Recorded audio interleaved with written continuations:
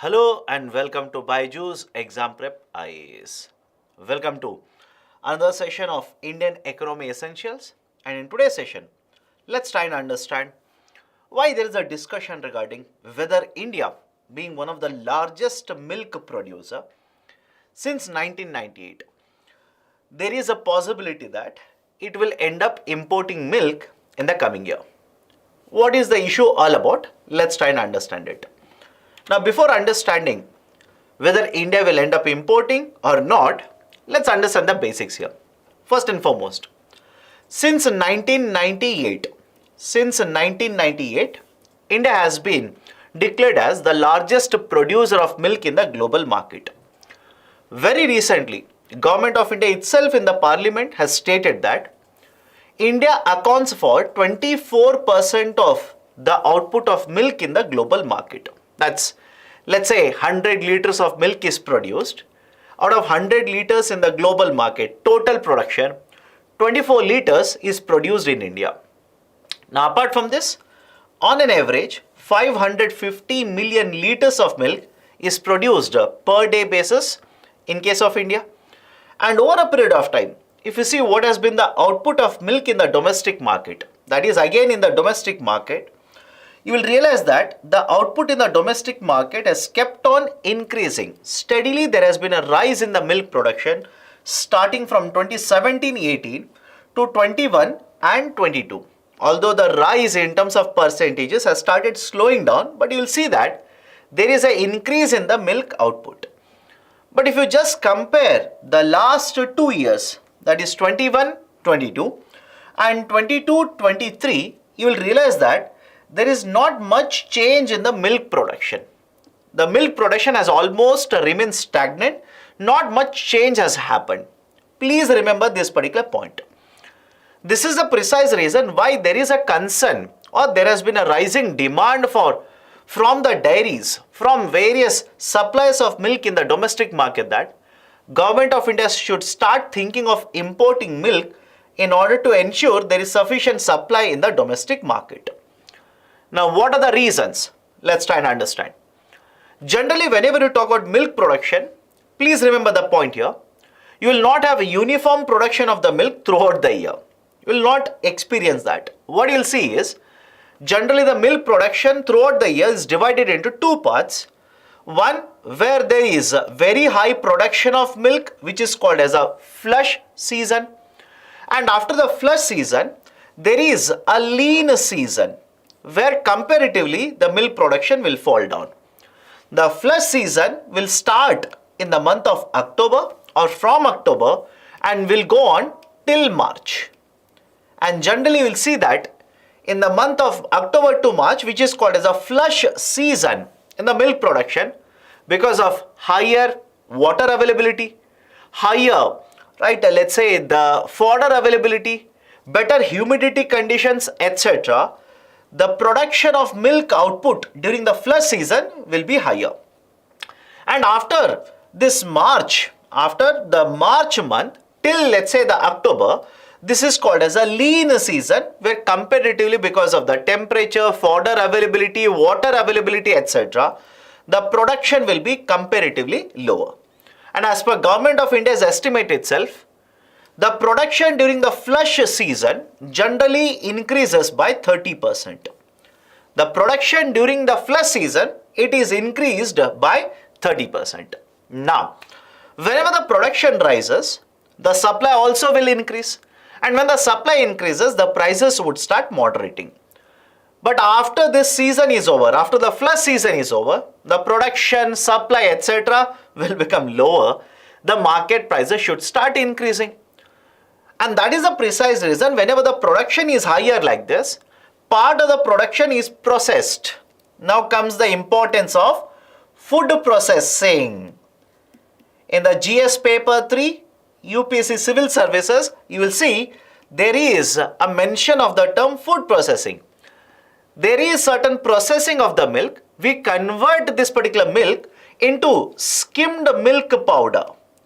We convert this extra milk into skimmed milk powder, SMP, and we also convert part of it into butter. we convert part of it into butter and skim milk powder and store it and ensure there is sufficient supply of this whenever there is a reduction of production and supply in the domestic market. Now, these are certain important points. Next, despite being the largest milk producer or accounting for around 24% for 2021 of the global production, has India been importing milk in the past? Please remember this.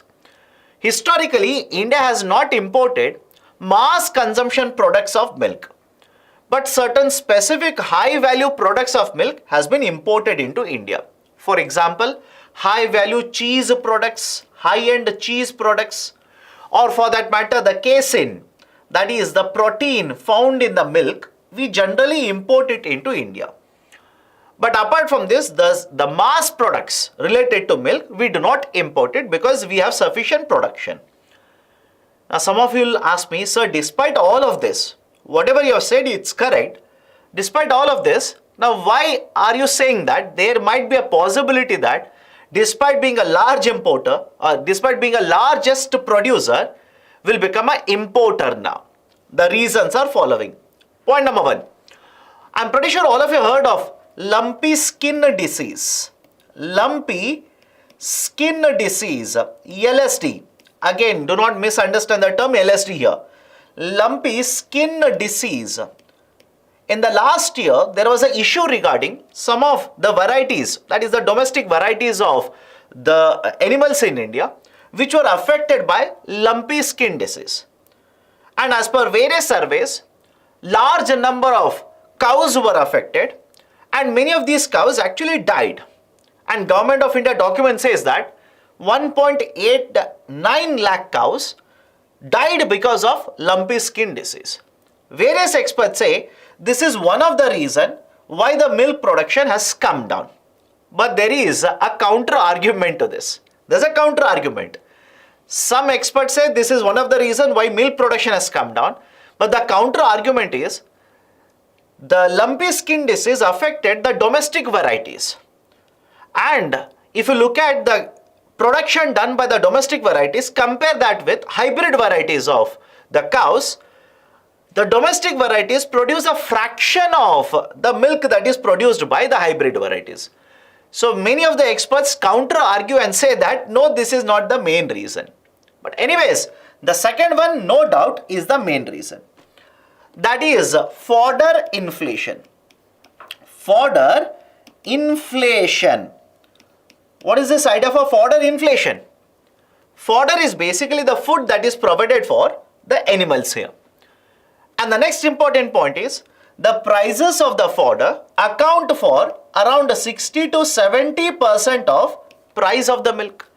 That is, whatever is the cost of producing milk, around 60 to 70% of that price is because of the fodder. And in the last couple of months or in the last 1 year, the prices of fodder in the domestic market has increased. And many of the months it has remained over 20%, which has created two problems for the farmers. One, those farmers who will continue to purchase the same quantity of fodder now will have to pay more money for that. And when they pay more money, automatically the cost of production of the milk should increase. And that is actually what has happened in the last couple of months. The prices of the milk has actually increased. Various documents are giving various numbers. You do not have to buy it. For example, one newspaper article says in the last 7 days, the milk prices has increased by 5%.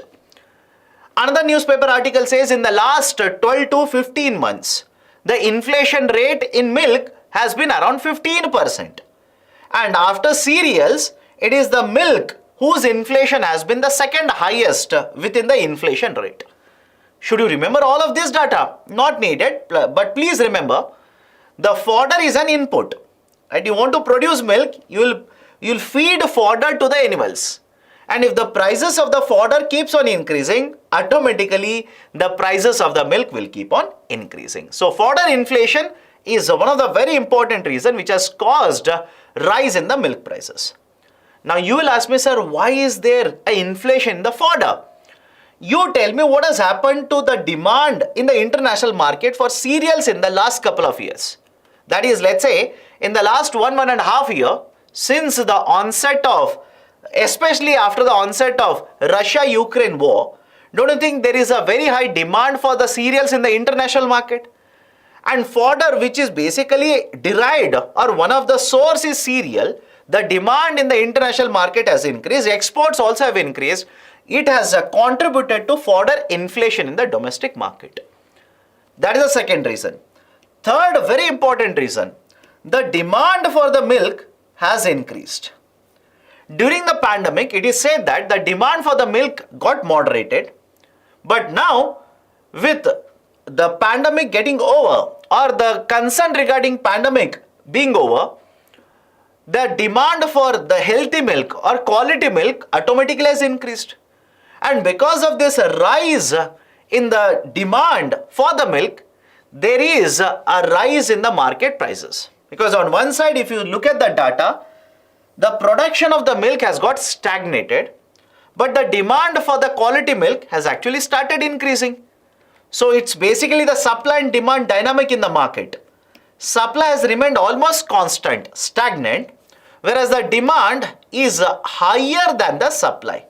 And as a result of this, the market prices have started increasing, and there is a concern that there could be a shortage of milk in the domestic market, and that's the reason there are calls from different stakeholders, different participants in the market, that Government of India should import the milk and supply, or certain milk products and supply to the domestic market in the coming days in order to cool down the market prices.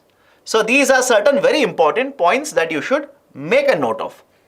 Now, even Government of India as of now has neither categorically ruled out that it will not import or has stated that it will import. Neither of the things have been told by the government. Government stated that we will assess the situation. We will look at what is the production even in the southern part of India. Then we will take a call whether we will import or will not import the milk product. But specifically, understand this carefully, government also clarified that if at all we import, we might consider supplying this milk to the cooperatives or the people who are selling, who actually need it, who are facing the shortage, through NDDB, National Dairy Development Board, so that there is a constant supply and the market prices are maintained or stabilized in the market. So these are certain very important points that I wanted to discuss regarding the dairy issue. Now, based on this, I have given an MCQ. Consider the following statements. Since the launch of Green Revolution, India has stopped importing milk or milk products. No. Right? In fact, between 1996 to 2011, there was a huge amount of import of milk, and after 2011, we have leaned away from importing of these products of milk. Casein is a protein found in the milk. Second point is correct, or second statement is correct. First point is wrong. So right option for the question will be option B, only 2 is correct. So these are certain very important aspects related to the issue of milk and whether India will be importing milk. If at all, if it imports, what are the reasons behind it? If you like these initiatives, please hit the like button. Provide your valuable comments in the section below. And if you are yet to subscribe to BYJU'S Exam Prep IAS, kindly do it now. Thank you. Have a great day.